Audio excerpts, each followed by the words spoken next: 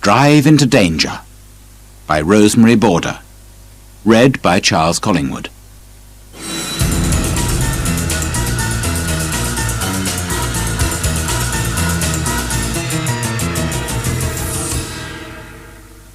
Chapter 1.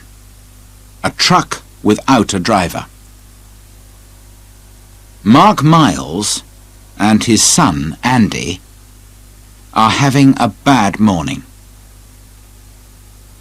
"Where's Gary?" says Mark. "He isn't usually late. The truck is ready. Everybody's waiting." Then Gary Slater comes to the office. He is ill. "I've got a bad arm, Mr. Miles," says Gary. "I'm very sorry, but I can't drive today." Just then, Kim Parker arrives. She is a student. Her father is one of Mark's drivers. She is working in Mark's office in her holiday. "Good morning, Mr. Miles," says Kim.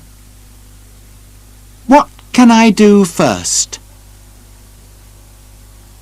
"Can you drive a truck?" says Mark with a little laugh. "I've got tables in Faversham and wine in Lyon, and no driver." "Yes, I can drive a truck," says Kim.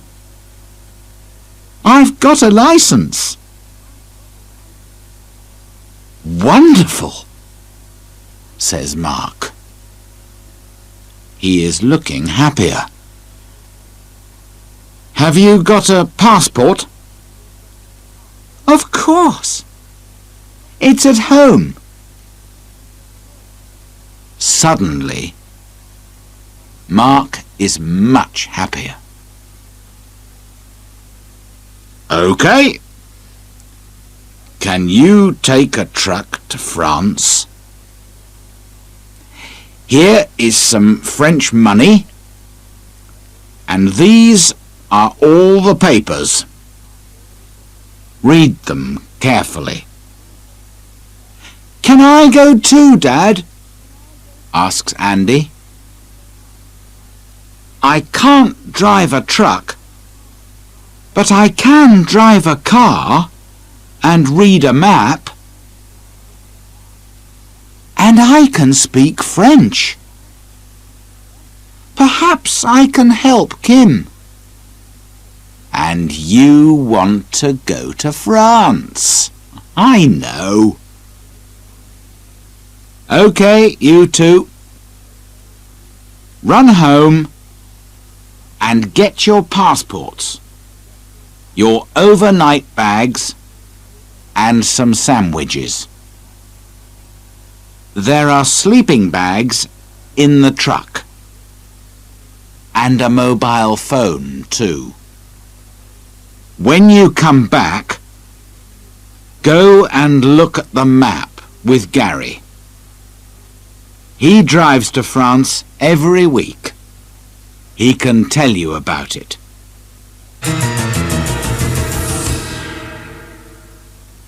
Chapter 2. Gary makes a phone call. "Get the tables from the shop at Faversham," says Gary. "Then take the ferry from Dover to Calais. At Calais, look for signs to the A26 motorway. It's a good, fast road.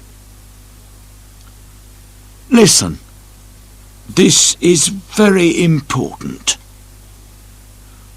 All truck drivers must stop for 45 minutes in every 4 hours. I know, says Kim. OK. There are truck stops on every French road. At about 1 o'clock, you need to stop for 15 minutes at this truck stop here. He puts an X on the map. Don't stay in the truck. Get out, walk about and get some coffee. You don't want to go to sleep when you are driving. At about 4 o'clock, you must stop again here, near Dijon. Again, Gary puts an X on the map. The cafe at the truck stop makes wonderful coffee. Good luck and drive carefully, says Gary. Andy and Kim get into the truck and drive away. And Gary makes an important phone call. Hello, Gary here. I can't drive today, but tell Paul it's OK. The truck stop near Reims at 1 and Dijon at 4. Look for a girl with brown hair and a boy in a yellow shirt.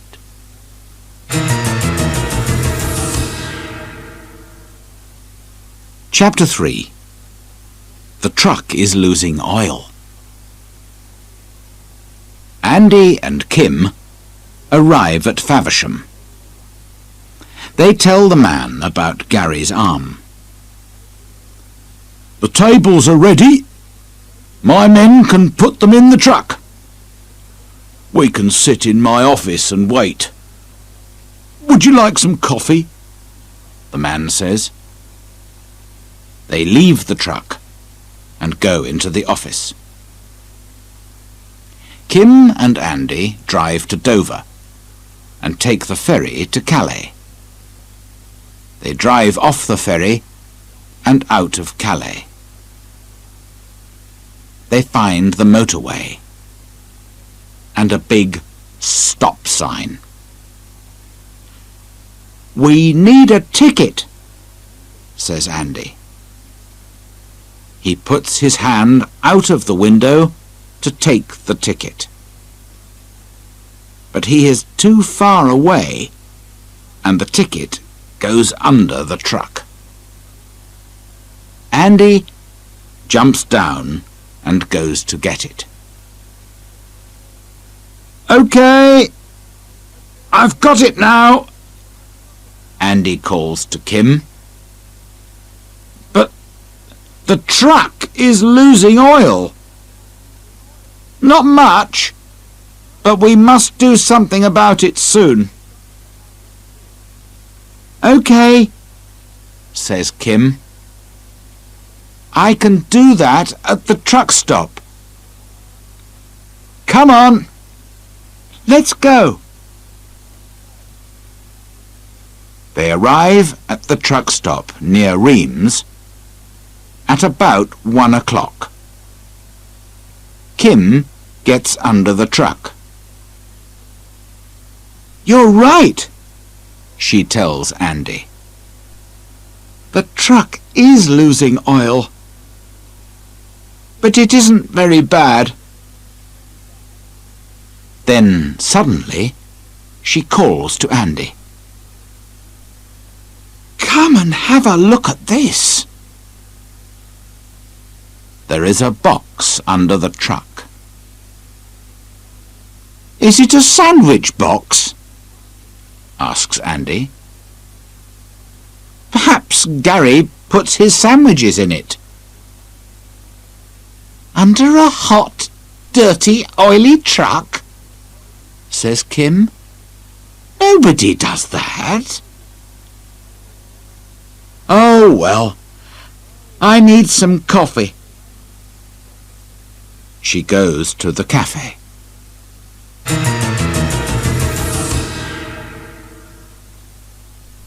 End of side 1.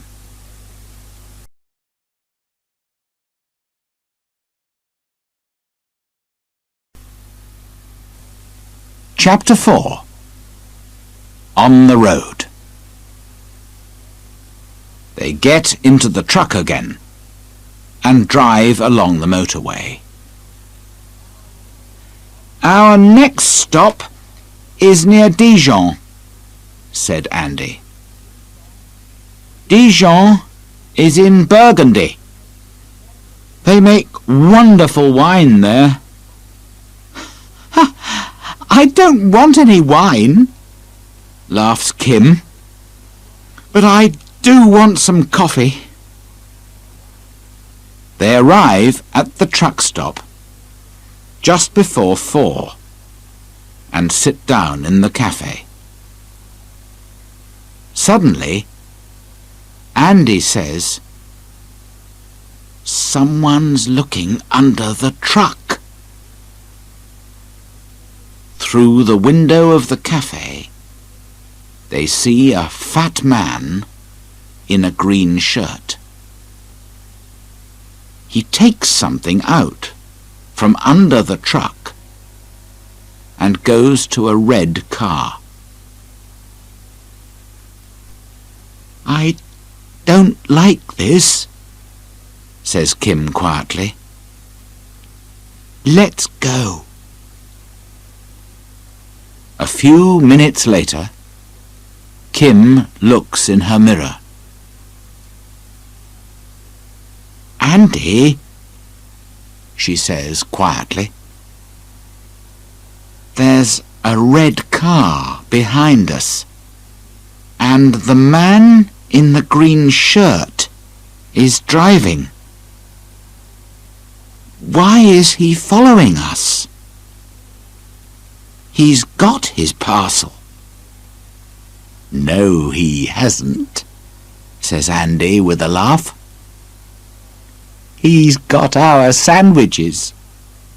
"And I've got his parcel. Here it is."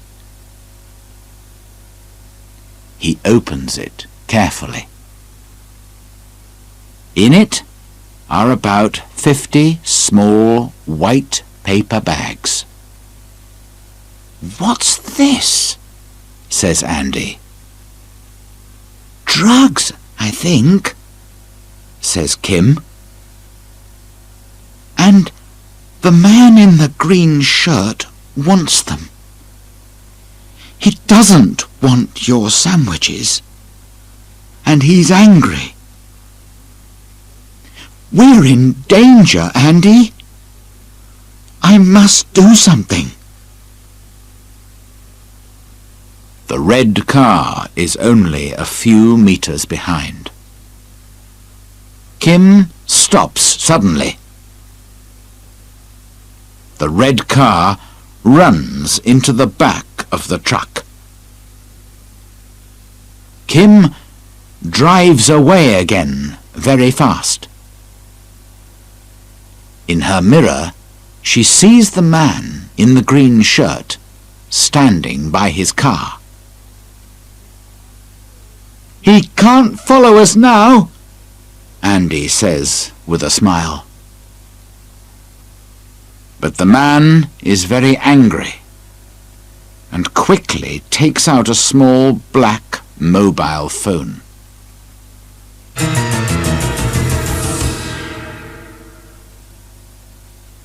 Chapter 5. The Rubbish Dump. "We must leave the motorway," says Kim. They take a quiet country road through small villages. Suddenly, Andy sees a big sign on their left. "Go in there," he says. "But it's a rubbish dump. Why do you want to go there?" says Kim. But she drives through the entrance. Andy opens his window and throws the parcel of drugs into the nearest skip. "We must phone for help," says Andy. But just then, two men arrive in a white car. A man in a black suit is driving. The man in the green shirt is with him.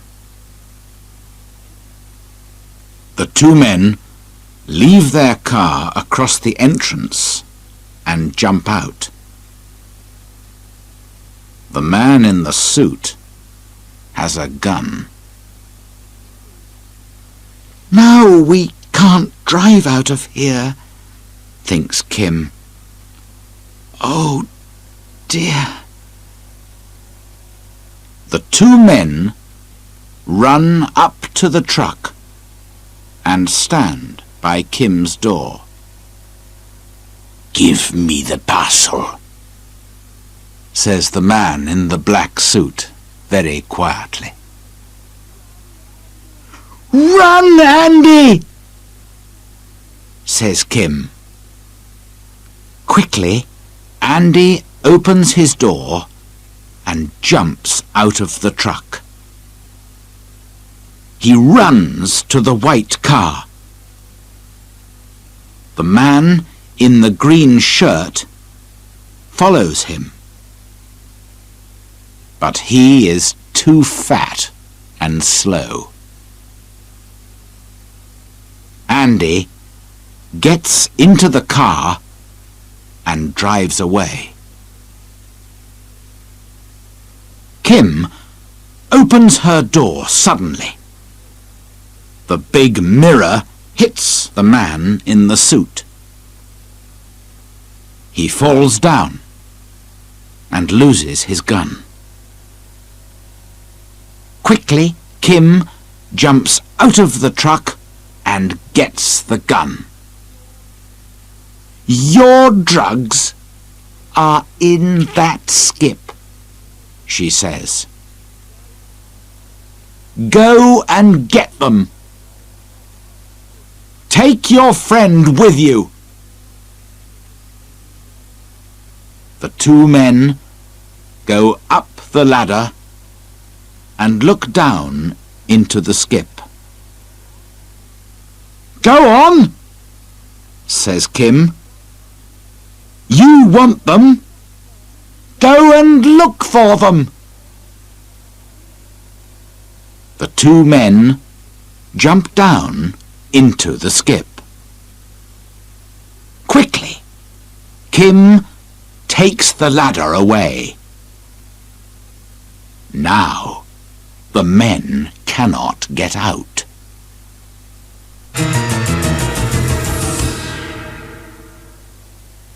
Chapter 6. The police are coming. Carefully, Kim puts the gun in her overnight bag. Then she goes to the truck and telephones the police. A French policeman answers. "Hello? Do you speak English?" she asks the policeman on the phone. But Kim does not speak French, and the French policeman does not understand English. "Where's Andy, thinks Kim. He speaks French. Just then, a white car comes through the entrance to the rubbish dump. It stops, and Andy jumps out.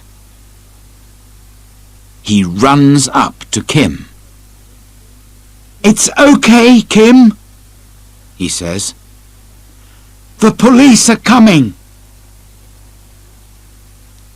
A few minutes later, a French police car arrives. 4 policemen jump out.